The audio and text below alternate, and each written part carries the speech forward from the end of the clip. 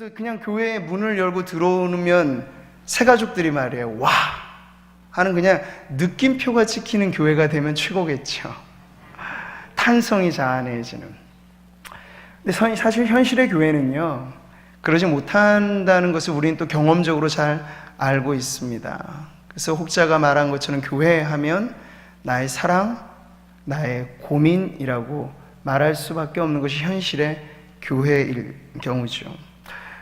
이것은 사실 어떤 면에서 우리가 이미 승리한 천상의 교회를 승리한 교회라고 말하면, 반면 지상의 교회는 그 승리를 향해 진을 빼면서 애쓰면서 고군분투하는 전투하는 교회라고 표현하면서 이 지상의 교회의 때로는 연약함과 한계들을 말을 합니다. 그러니까 이 땅에서 완전한 교회는 사실은 없다는 이야기를 하는 것이죠.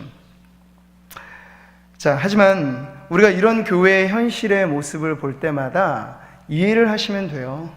눈에 보이지 않는 팻말이 붙어 있다는 거죠. 뭐냐면 지금은 공사 중.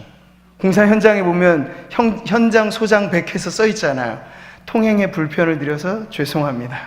조금만 참아주시면 여기 조감도에서 보시는 것처럼 멋진 건물이 세워질 테니 조금만 참아주십시오. 이게 이제 양해 문구인데 교회 안에도 그게 붙어 있다는 거예요. 입구에. 지금은 저희가 지어져 가고 있는 중입니다. 조금 불편하시더라도, 조금 관계가 서툴어서 불편하시더라도 조금만 참아주시면 천상의 아름다운 교회의 모습으로 우리가 지어지고 있습니다 라고 이해를 하면 사실 우리가 그 조감도와 그리고 현재 공사 중인 교회 사이의 갭을, 그 차이를 극복할 수 있는 거죠. 근데 많은 성도들이 그 차이에 대한 이해가 없고 그것을 극복하기 어렵기 때문에 이상만 좇아서 교회를 전전긍긍하는 경우가 많아요. 네, 좋은 설교를 들으면 참 이상적이죠. 인터넷을 통해서도 우리는 요즘에는 해외에 있는 외국어 설교까지도 다 청취하시는 그런 시대거든요. 그러니까 얼마나 사실 고급화되어 있겠습니까? 근데 현실 우리가 몸담고 있는 교회는 어느 교회에 할 것 없이 공사 중이거든요. 그 공사 중인 교회의 불편함을 조금 감내하지 못하고 뛰쳐나가게 되면 다른 교회는 완전한 이상적인 교회가 있을까요? 없다는 거예요. 그렇기 때문에 계속해서 기러기처럼, 철새처럼 이렇게 옮겨다니는 신자의 안타까운 모습들을 우리가 보게 되는 것이죠. 우리는 먼저 그런 현실과 이상의 차이를 인정하고, 그럼에도 불구하고 공사 중인 우리 교회가 어떠한 조감도에 따라서 지어지고 있는지를 살펴볼 때 이 교회의 조감도를 먼저 보게 됩니다. 자, 교회는 인간의 창작물이 아닙니다. 우리가 언제부터 만나서 교회를 하기로 하자 해서 시작하는 게 교회가 아니고요. 교회의 시작은 바로 하나님의 작품입니다. 그래서 성경은 이런 교회를 향해서 포이에마, 이 걸작품이라고 이야기를 하죠. 하나님께서 구상하신 교회의 설계도, 그리고 그 교회의 이 마스터 플랜을 성경 전체를 통해서 웅장하게 보여주셨습니다. 구약에 등장하는 광야교회, 그리고 우리 신약의 사도행전적인 교회, 이 모든 것을 통해서 성경은 교회의 이 웅장한 건물을 우리들에게 보여주고 있습니다. 에베소서 1장 23절에서 교회는 그의 몸이니 만물 안에서 만물을 충만하게 하시는 이의 충만함이니라고 말씀하고 있죠. 자, 이 충만함이 나타내는 바는 교회를 어느 하나로 딱 규정하기 어렵다는 거예요. 그만큼 크기 때문에. 그래서 교회는 선교단체하고는 다른 거죠. 단일의 목적을 위한 NGO 단체들이 있겠지만 교회는 그보다 큰 거예요. 교회는 사역도 하지만 교회는 예배를 위해서 존재하고요. 교회는 예배를 하면서도 또 모든 영역을 망라해서 사역을 하는, 교제를 하는, 그래서 어느 하나로만 딱 규정하기 힘들 정도로 폭이 넓고 큰 그림을 갖고 있다는 것을 성경은 가르쳐 줍니다. 바울도 하나의 건축물로서 교회를 이렇게 비유하며 말합니다. 너희도 성령 안에서 하나님이 거하실 처소가 되기 위하여 그리스도 예수 안에서 함께 지어져 가느니라고 말씀하고 있죠. 제가 좋아하는 그 건축가 중에 일본의 건축가 안도 다다오라고 하는 건축가가 있습니다. 아마 건축에 관계된 일을 하시는 분들 한번 들어보셨을 수 있어요. 간혹 가다 보면 그의 작품의 특징은 노출식 콘크리트를 그대로 드러내주는 공법을 하고 있거든요. 그러면서도 참 질박하면서 세련된, 단순하면서 웅장한 건물을 만들고 있죠. 그래서 오사카에 가보면 그의 아주 위대한 작품으로 빛의 교회라고 하는 교회가 지어져 있거든요. 일본식 어떤 정서가 잘 담겨져 있는, 작으면서도 축소지향적이잖아요, 일본은. 그러면서도 그 교회의 어떤 본질의 의미가 잘 담겨져 있는 작품. 그래서 교회 규모는요 정말 작아요. 작은 교회인데 이게 세계적으로 유명한 랜드마크급 교회 건물이거든요. 왜 그럴까요? 그 교회를 건축한 건축가가 대단히 유명한 그러한 건축가이기 때문이죠. 자, 그의 건축을 통해서 교회의 본질에 대해서 고민하는 성도들은 이런 이해를 가질 수 있습니다. 건축물이라고 하는 게 뭐 인테리어나 이런 것까지는 복잡해 보이지만요, 사실 단순해요. 바닥과 기둥과 지붕이 있으면 하나의 건축물이 되는 거죠. 자, 이렇게 심플한 교회를 보면서, 그 건물을 보면서 저는 교회의 영적인 본질 역시도 이와 흡사하다고 생각합니다. 심플한 거죠. 교회가 갈수록 복잡 다단한 현대 사회 구조 속에서 여러 가지 많은 그런 일들이 있고 집회가 있고 모임이 있지만 그 안에 들어가 보면 교회의 영적인 본질은 아주 단순하다라고 하는 것을 우리가 이해해야겠습니다. 그 교회라고 하는 영적인 건축물을 우리가 들여다볼 때, 자, 먼저 오늘 말씀을 통해서 먼저 살펴보아야 될 것은 이런 아름답고 웅장한 교회라고 하는 영적인 건축물을 누가 지었는가 하는 거예요. 교회를 지은 건축주가 누구인가? 다름 아닌 하나님이시죠. 교회의 주인은 어느 목사의 이름으로 붙여지면 안 되는 것입니다. 하나님이 주인 되신 교회. 물론 그 교회 안에서 담임하는 목사가 있겠고 장로님들이 계시겠고 권사님들 또 여러 위원회 일꾼들이 계시겠지만 어느 누구 하나도 주인의 자리에 오를 사람은 없습니다. 왜냐하면 교회의 주인은 하나님이시기 때문이죠. 그래서 우리는 신약적인 의미에서 사실 10월 마지막 주일은 해마다 우리가 종교개혁 주일로 지키거든요. 저는 그것을 아주 중요하게 생각을 하는데요. 종교개혁이 일으킨 하나의 큰 변화 중에 하나가, 그 전까지는 사제들이, 성직자들이 그 모든 것을 점유하였던 중세의 교회에서 이제 아니다, 만인이, 예수 믿는 모든 사람은 왕같은 제사장들이다 라고 하는 만인 제사장 교리를 다시 회복시켜 준 것이 종교개혁의 공헌입니다.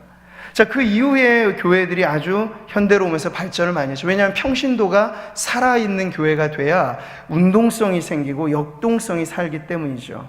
자, 그런데 오늘은 또 하나의 극단에 처하게 됐어요. 자유민주주의라고 하는 체제 안에서 모두의 발언권이 존중되는 건 너무 좋지만 교회 안에서조차 심지어 교회의 중심의 왕좌까지도 사람의 소리가 그것을 좌지우지하는 교회가 있다는 것은 참으로 또 다른 하나의 극단. 예전에 사제들이 그것을 점유했던 것이라면 이제는 다수가, 혹은 다수의 여론이, 혹은 유력한 어떤 사람이 그것을 차지한다는 또 다른 극단으로 현대교회는 치달아가게 된 것이죠. 이럴 때 우리가 주목해서 들어야 할 성경 말씀이 있습니다. 주님은 마태복음 16장 18절에서 내가 내게 이르노니 너는 베드로라, 내가 이 반석 위에 내 교회를 세우리니 음부의 권세가 이기지 못하리라. 여기 주어는 너무 분명하죠. 베드로가 아닙니다. 중세 로마의 교회는 자꾸 베드로를 어떤 교회의 수장, 천국의 키를 가지고 있는 사람으로 묘사를 하지만요, 주님의 말씀의 의도는 그것이 아닙니다. 내가 내 교회를, 그러니까 베드로의 역할은 그의 신앙의 고백에서 드러나는 것이죠. 주는 그리스도시요 살아계신 하나님의 아들이십니다. 그러니까 베드로 이후에도 모든 신앙 고백의 터 위에 예수님께서는 자신이 주인 되신 교회를 지으시겠다고 말씀하신 거예요. 그래서 우리 누군가가 교회의 영적인 등기부 등본을 띄워보면 소유주의 이름은 명확한 거예요. 예수 그리스도가 교회의 주인 되신 것이죠. 성경 말씀합니다. 하나님이 자기 피로 사신 교회라고 말해요. 값주고 사셨으니 주인은 하나님이시라고 가르쳐주고 있는 것이죠. 자, 이것이 이상적인 교회, 온전한 교회를 향한 우리의 출발점입니다. 하나님이 주인 되신 교회.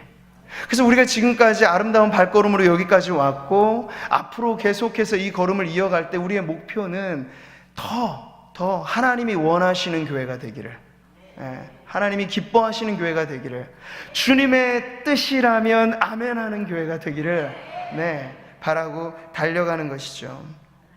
그래서 교회 공동체 전체가 코람데오의 신앙을 고백해야 됩니다. 하나님의 목전에서, 하나님의 면전에서 우리가 있습니다. 주인은 하나님, 우리는 종들입니다 라는 그러한 명확한 주종관계의 고백이 지금 이 시대에도 변함없이 고백되어야 한다는 사실이죠. 자, 우리가 꿈꾸는 교회는 바로 이러한 교회입니다. 예수님께서 말씀하신 비유 가운데 부자와 나사로의 비유가 있죠. 이 세상의 기준으로 보면 부자가 성공한 사람, 나사로는 쫄딱 망한 사람이죠. 근데 그 이면에 영적인 면을 예수님께서 들춰 보여주시니까 부자의 호의호식하는 유효기간은 딱 이 세상에 한정된 시간, 오늘 내가 내 목숨을 취하리라 말씀하시고 부자도 나사로도 이 세상에서 이별을 구하는 그 순간에 드러난 진실은 나사로가 아브라함과 함께 천국에 있고 부자는 그 지옥 불구덩이 가운데서 입을 서늘하게 적셔줄 한 방울 물을 구걸해야 하는 자리에 있는 것을 보여주셨죠. 자, 이것이 뭘 말해줄까요? 이 땅에서 보여주는 외모의 모습이 아니라 중심을 보시는 하나님 앞에, 우리 교회도 마찬가지라는 거예요. 외모의 어떤 규모 혹은 시스템 혹은 그 모습들보다 언제나 중심을 파고드는 하나님의 시선 앞에서 하나님 우리를 보실 때, 구미 상무교회를 보실 때 정말 흐뭇한 미소를 지으시는 그런 교회, 우리가 꿈꾸는 교회 아니겠습니까? 저는 하나의 건축술로 비유할 때 교회의 단순미를 강조했습니다. 건축주가 누구인가를 말씀드렸습니다. 그리고 나서 오늘 이 본문에 나온 사도행전적인 이 교회, 초대교회의 모습을 살펴보면요, 그 단순미라고 하는 것이 어떠한 요소에서 드러나는지를 보게 됩니다. 초대교회 하면 그 지역의 이름으로 불려졌지만 사실은 초대교회는 이렇게 메가처치로 한 거대한 예배당에 많은 회중이 운집한 그런 모임 자체가 없었어요. 다 가정에, 누구의 가정에 모여서 그렇게 그 모임의 유대감, 연대감을 하나의 교회로 표현을 했던 것이죠. 이름도 제대로 없는 교회였을지 모르지만 초대교회는 아주 순진한, 순수한, 어린아이와 같이 때묻지 않은 순전한 교회였습니다. 이 안에 그래도 우리는 초대교회 역시도 말 많고 탈 많은 문제가 없지는 않았습니다만 그래도 그 순전한 교회를 보면서 하나님이 원하시는 교회가 어떤 교회인가를 보게 되는 것이고요. 오늘 제가 설교의 제목으로도 삼은 것처럼 우리가 그 모습을 보면서 우리 구미 상무교회도 이런 교회 되게 하소서라는 기도가 이제는 우리가 뒷받침해야 될 부분이죠. 자, 첫 번째 하나님이 원하시는 이 초대교회 모습 가운데 가장 중요한 특징은 그 반석에 해당되어지는 복음의 기초 위에 세워진 교회였다는 점이 아주 중요한 특징입니다. 예수님께서 마태복음 7장에서 반석 위에 지은 집에 대한 비유로 산상수훈을 마무리하시죠. 두 집이 있다는 거예요. 모래 위에 지은 집과 반석 위에 지은 집. 외형은 비슷해요. 그러나 기초가 부실한 모래 위에 지은 집은 비바람이 부니까 여지없이 무너져 버리고, 반석 위에 지은 집도 비바람을 맞기는 합니다만 그래도 그 든든한 기초 때문에 허물어지지 않는 대조적인 두 집을 보여주고 있는데요, 교회도 이와 같습니다. 외형이 아무리 화려하고 좋아 보여도 그 기초가 부실하면 고난의 비바람 한 방에 넘어질 수밖에 없는 게 연약한 이 교회, 이 땅의 교회의 모습이라고요. 우리가 매스컴을 통해서 보거나 그래서 그토록 참 좋은 모습을 유지했던 교회들이 어느 순간 오점을 남기고 어느 순간 세상의 질타의 대상이 되는 것을 우리가 보고 있지 않습니까? 근데 우리도 사실 그런 위험 요소는 늘 있다는 거예요. 마귀는 호시탐탐, 우리가 좋아서 기뻐할 때 마귀는 더 이를 갈면서 삼킬 기회를 찾는, 그래서 전투하는 교회는 이 영적인 위기와 공격에 늘 준비의 태세를 갖추어야 할 이유가 바로 거기에 있죠. 여기서 중요한 건 반석이 무엇이냐는 거예요. 그랬을 때 복음의 기초야말로 중요한 교회의 반석이 됩니다. 42절의 말씀을 보세요. 그들이 사도의 가르침을 받아 라고 하고 있죠. 이것이 바로 교회의 기초로서 사도의 가르침입니다. 그래서 초대교회 성도들은 모였을 때 무슨 다채로운 이벤트가 많지는 않았겠죠. 모였을 때마다 뭔가 행사가 있어서 그들이 유지됐던 건 아니고, 그러나 중요한 두 축이 있었습니다. 그들은 집에서든 또 교회 예배 모임이든 모일 때마다 캐리그마라고 하는 복음의 선포가 그들에게 있었어요. 예수는 그리스도시고 예수는 주시다. 당시에까지는 황제가 주라고 사람들은 고백했거든요. 근데 초대교회가 핍박을 받은 이유는 아니 예수가 주시다라고 선언을 했기 때문에 황제들이 두려워한 거예요. 황제들이 그래서 핍박을 했던 이유가 바로 그 때문입니다. 이런 복음적인 선포와 더불어서 디다케라고 하는 복음적인 가르침이 그들이 집에서든지 어디서든지 모여서든지 흩어져서든지 이런 가르침을 했다는 것이죠. 에베소서 2장 20절 말씀에 너희는 사도들과 선지자들의 터 위에 세우심을 입은 자라 그리스도 예수께서 친히 모퉁이 돌이 되셨느니라. 어느 터를 말하고 있습니까? 사도들과 선지자들의 터. 이것은 바로 가르침을 말합니다. 복음의 선포를 강조하는 것이죠. 자, 그 터, 우리가 주일에 계속 살펴보고 있는 이 마가복음의 선언처럼 하나님의 아들 예수 그리스도의 복음이라고 하는 그 터 위에 교회가 굳건히 서 있어야, 시대를 계속 달리하면서 이단은 늘 또 다른 복장과 또 다른 가면을 하고 그 본질은 똑같았어요. 양의 탈을 쓴 이리떼들로 사실은 등장을 했거든요. 그러한 이단의 공격에서도 교회가 건재할 수 있는 단 하나의 이유는 언제나 복음의 터가 확실했기 때문이라는 거예요. 그래서 이단은 왔다가 사라졌다 왔다가 사라졌다가를 반복하지만 정통의 교회는 사라지지 않습니다. 교회의 역사는 하나님의 장중에 붙들려 있고 진리의 터 위에 세워진 교회는 승리할 수밖에 없지요. 할렐루야. 저는 우리 구미상모교회가 그 진리의 터 위에서 이제까지 왔던 아름다운 발걸음에 이어 앞으로도 더 비상하고 굳건하게 세워지기를 축원합니다. 자, 두 번째로 하나님이 원하시는 교회는 기도하는 공동체입니다. 이사야 선지자, 예수님께서 똑같이 교회에 대해서 말씀해 주신 교회의 영적 본질은 이것입니다. 내 집은 만민이 기도하는 집이라. 교회에서 여러 가지 많은 활동이 있어도 기도가 쇠약해지면 본질에서 이탈하게 되는 거예요. 그게 아주 중요한 가르침입니다. 대부분 쇠퇴해가는 교회의 역사를 우리가 추적해보면 기도가 약해진다는 공통점을 발견하게 돼요. 사람들이 머리가 커가면서 여러 가지 많은 것들이 들어차지만 영적인 파워는 우리의 지식의 분량이 아니고 기도의 무릎에 있음을 잊지 마시기 바랍니다. 엘리야 선지자다웠던 건 기도의 용사였다는 것이거든요. 그 엘리야 시대에 마른 하늘이 열리잖아요.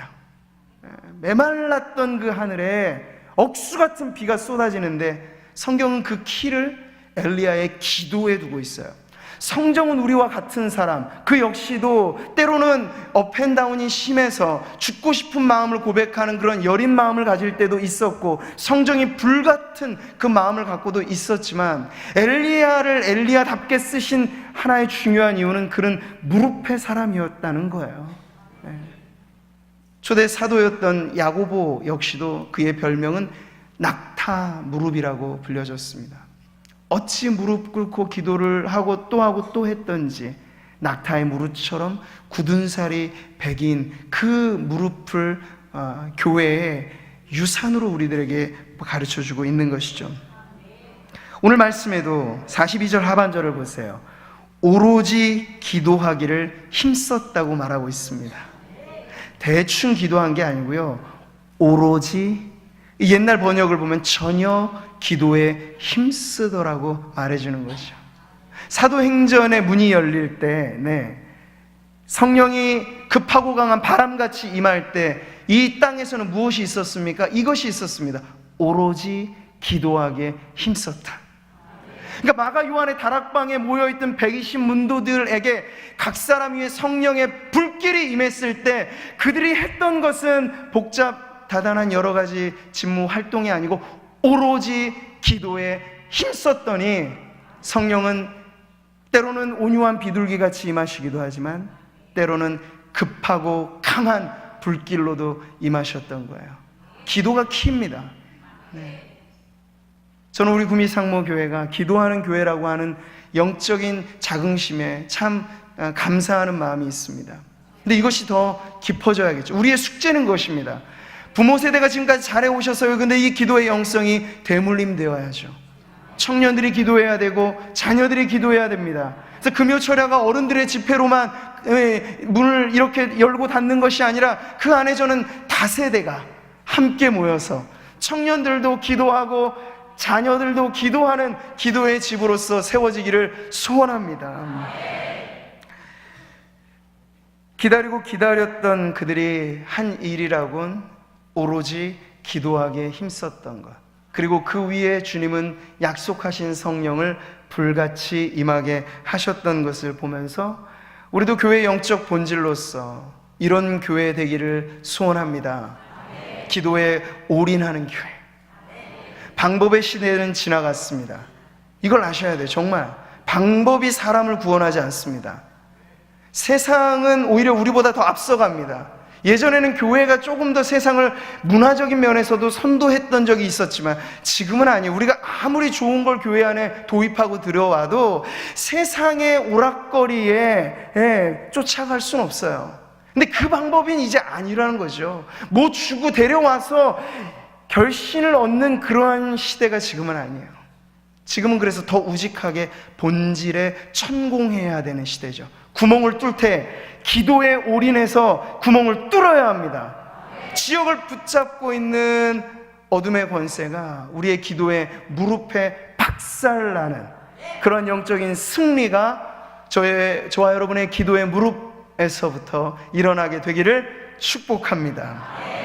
자, 세 번째 하나님이 원하시는 교회는 교제하는 공동체입니다. 코이노니아라고 하는 헬라어가 바로 그것을 보여주고 있죠. 42절에 서로라는 단어, 44절에 함께라는 말, 그리고 46절에 같이. 오늘 저희가 함께 읽은 이 본문 말씀에만 해도 더불어 함께라고 하는 단어가 얼마나 반복되는지를 보세요. 자, 여기에 예수님의 마음이 담겨 있습니다. 예수님이 요한복음 17장에 나오는 대제사장으로서의 기도의 핵심 기도 제목이 이것이었거든요. 우리가 하나가 된 것 같이 그들도 하나가 되게 하려 함이니이다.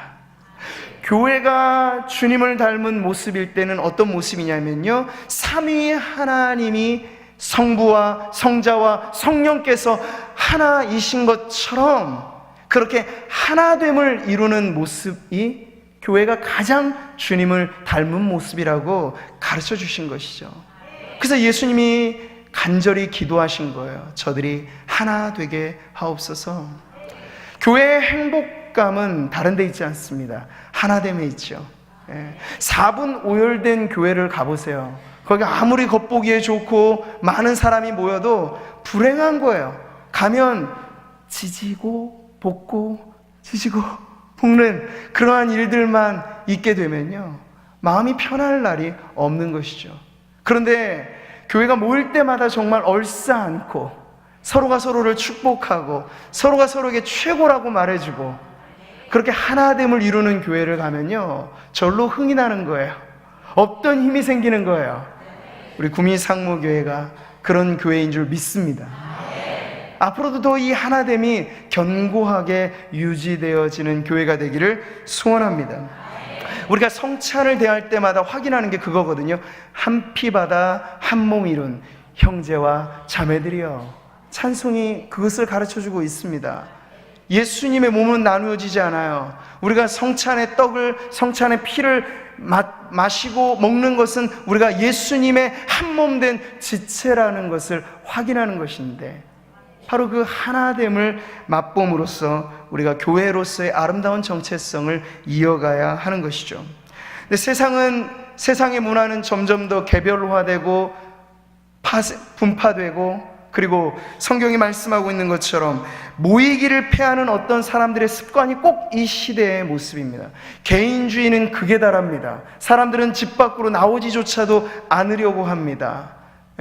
이웃이 누구인지 관심을 갖지 않습니다.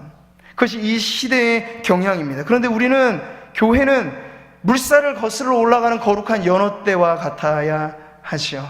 시대가 이러하더라도 우리는 거슬러 올라가서 하나됨의 그 모습을 계속해서 지켜가야 합니다. 교회가 여기까지 왔을 때 저는 언제나 구미상모교회 뿌리에 대해서 묵상하면서 감사해요. 10분의 성도님들로부터 시작한 그분들, 천국 가서 제가 꼭 90도 각도로 인사를 드릴 거예요.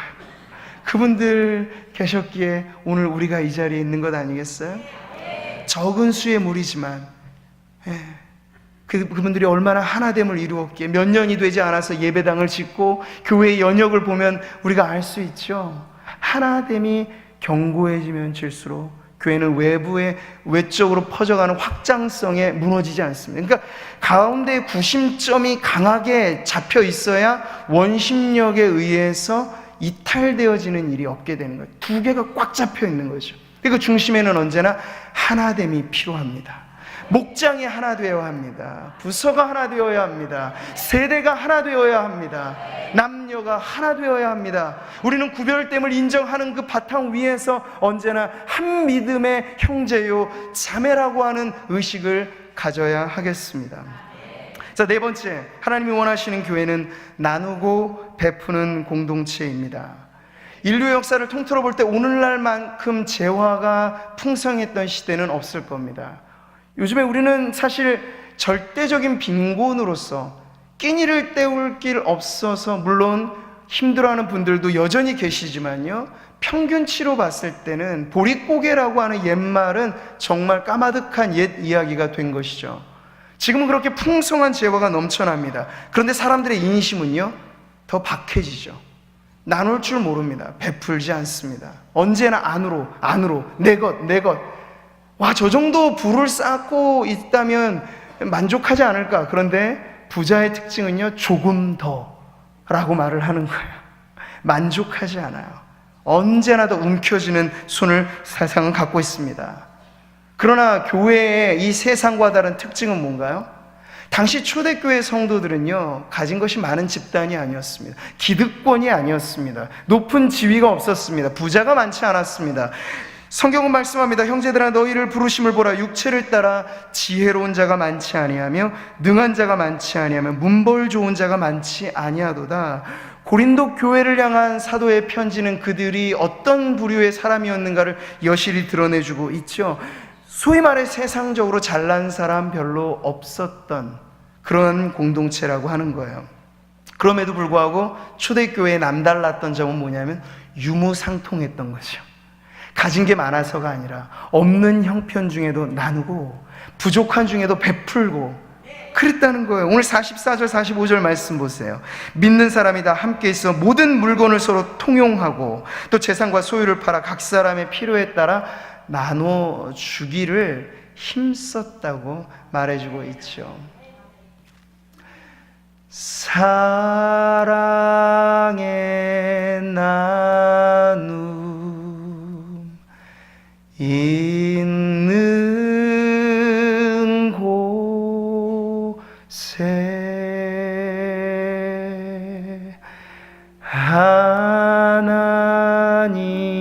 하나님께서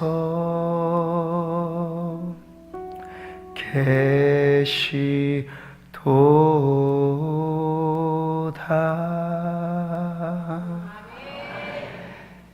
프랑스의 떼제라고 하는 그런 공동체의 주제가로 잘 알려진 노래죠. 아주 단순한 노래인데요, 깊은 울림을 주는 노래 가사가 아닌가 싶어요.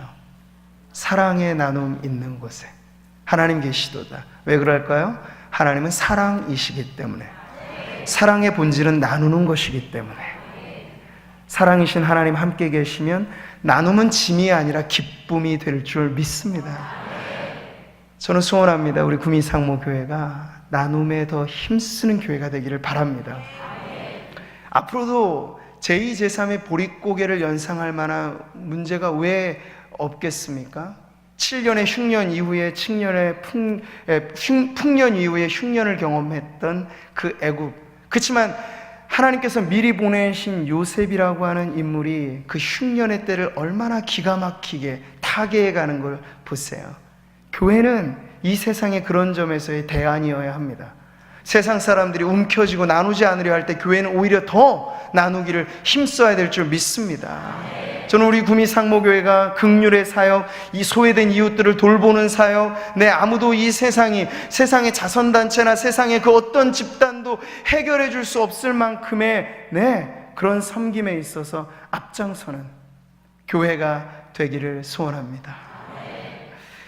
초대교회 성도들의 나눔은 이런 것이었죠. 힘대로 할 뿐 아니라 힘에 지나도록 섬기는 그 나눔을 통하여서 하나님께서는 그 가진 것 별로 없었던 사람들이지만 서로의 몸이 그렇게나 좋을 수 없고 그렇게나 행복할 수 없는 지상의 최고의 행복한 공동체를 만드셨던 것, 우리가 꼭 기억해서 우리도 나눔을 통하여 목장에서 또 서로가 만나는 모든 교우들과의 관계에서 조건 없는 사랑으로 나누는 그런 나눔의 풍성한 교제가, 코이노니아가 넘쳐나기를 축복합니다.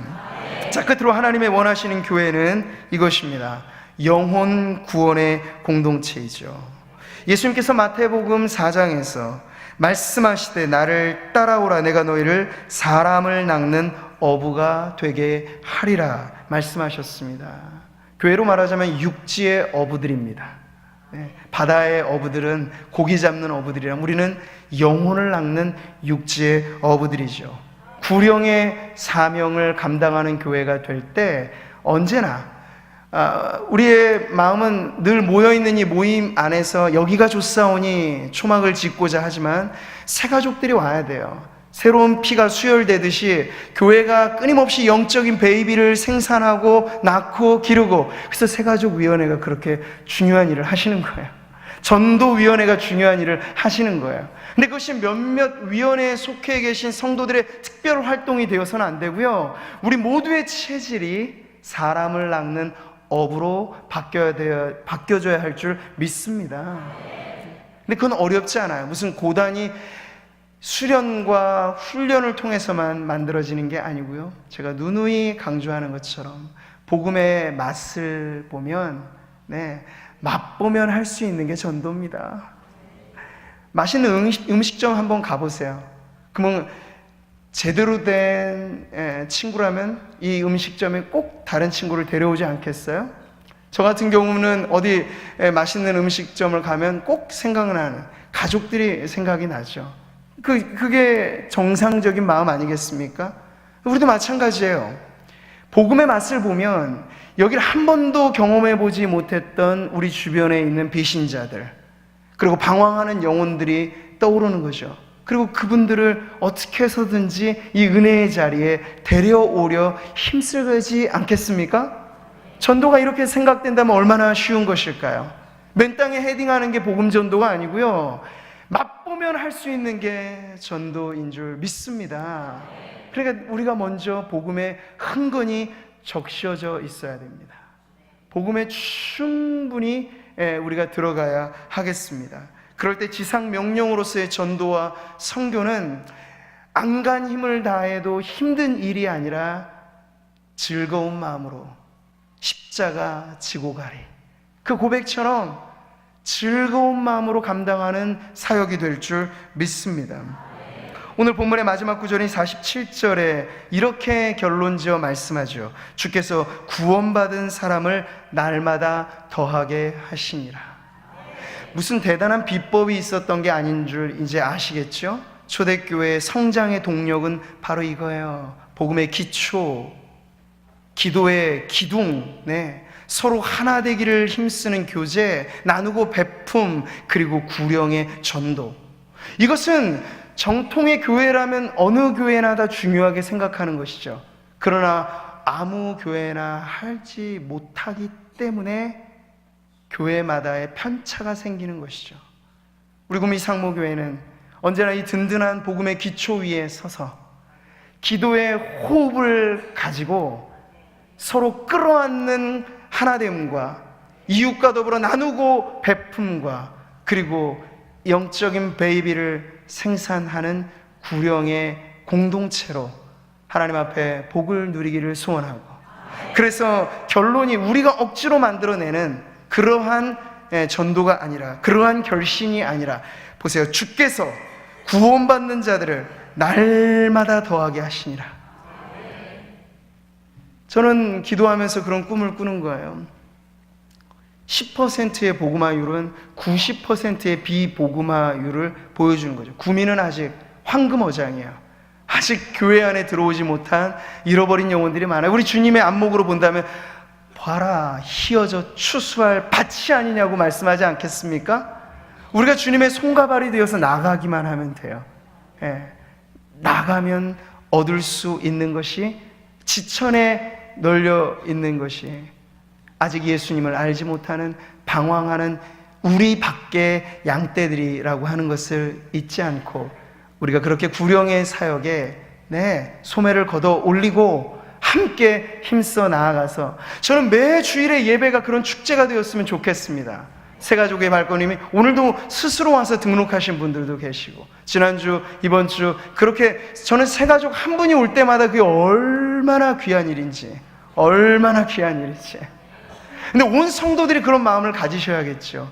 한 명의 새가족이 올 때 모두가 주목하여, 아, 저분이 얼마나 귀한가.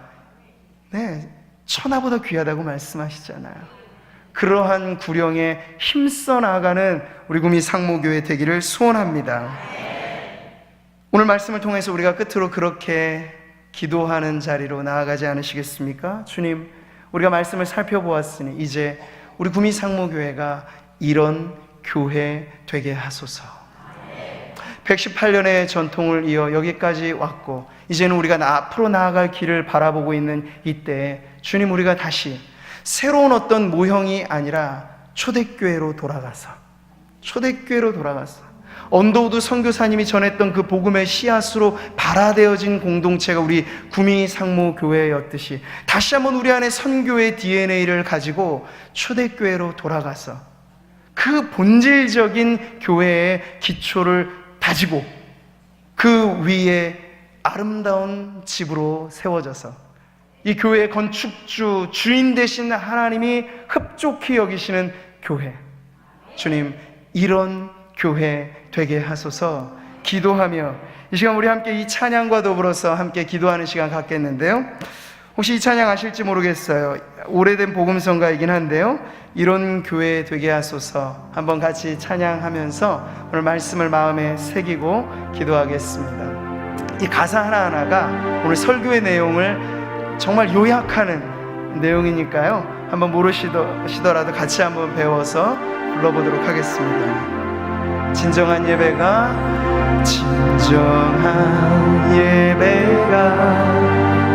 숨 쉬는 교회, 주님이 주인 되시는, 조금만 빨리 해볼까요?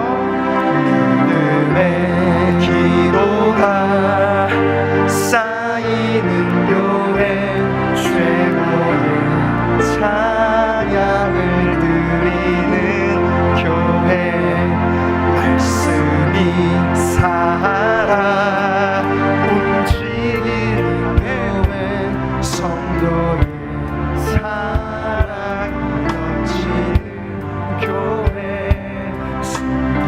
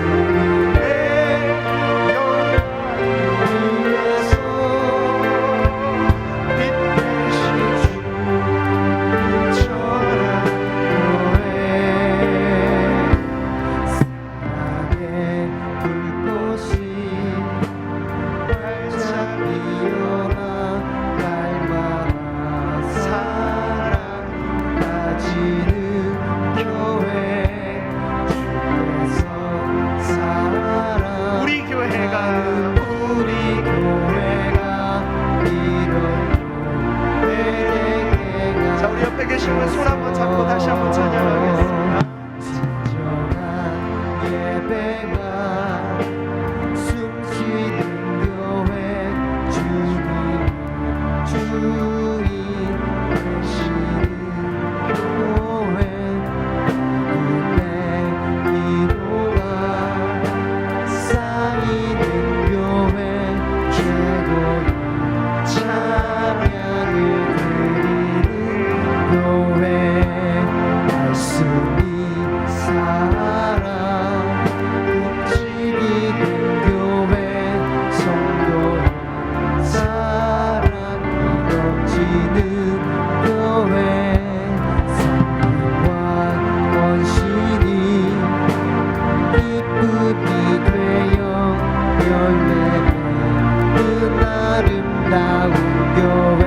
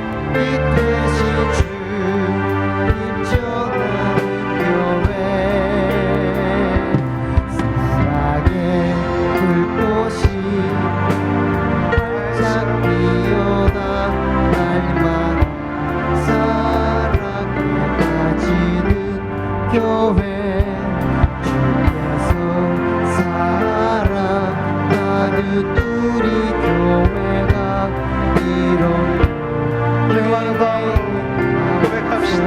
주님의 마음 닮아서 주님의 마음 닮아서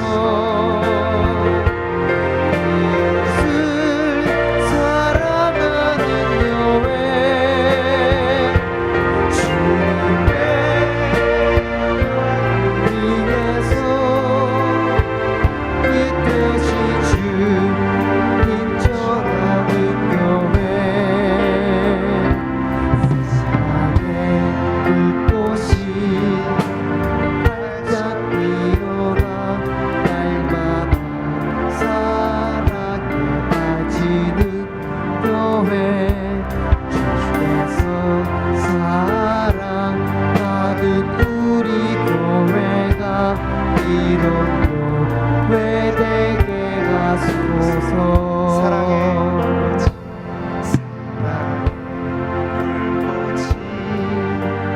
활짝 피어나 날마다 사랑에 빠지는 교회 주께서 사랑하는 우리 교회가 이런 교회 되게 가소서. 시간 잡은 손 놓지 않으시고 기도했으면 좋겠습니다. 하나님이 사랑하시고 정말 눈에 넣어도 아프지 않다고 말씀하시는 그런 교회, 성도들의 뜨거운 사랑에 불꽃이 타오르는 교회, 복음의 기초가 분명한 교회, 기도의 호흡이 마르지 않는 교회, 서로 얼싸안고 하나 되는 교회, 이웃과 더불어 나누고 베푸는 교회, 잃어버린 영혼을 구원의 방주로 인도하는 교회. 주여, 우리 구미 상무교회가 이런 교회가 되게 하여 주시옵소서. 손잡고 기도하는 내 사랑하는 교우들을 주여 그렇게 붙잡아 주시옵소서. 간절히 주의 이름 부르며 기도하겠습니다. 주여.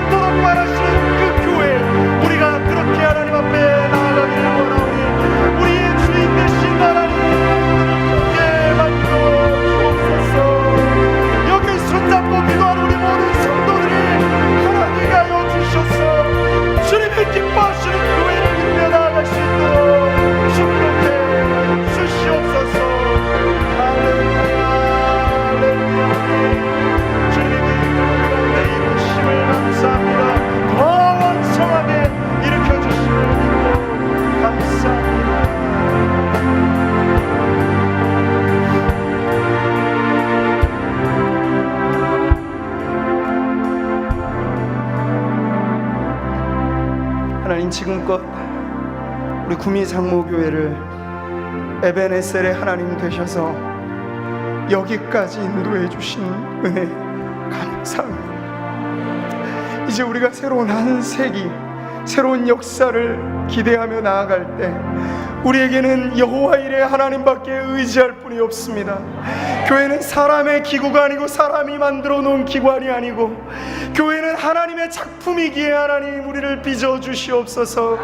복음의 기초 속이 분명한 교회, 기도의 불꽃이 일어나는 교회, 서로 얼싸안고 하나 되는 교회, 나누고 베풀미 기본이 되는 교회, 구령의 열정으로 날마다 매주마다 새 가족의 발걸음이 끊이지 않는 교회, 이런 교회 되도록 축복해 주시옵소서. 그렇게 하실 주님께 우리 전 성도들을 올려드리며 살아계신 예수님의 이름으로 기도하옵나이다. 아멘.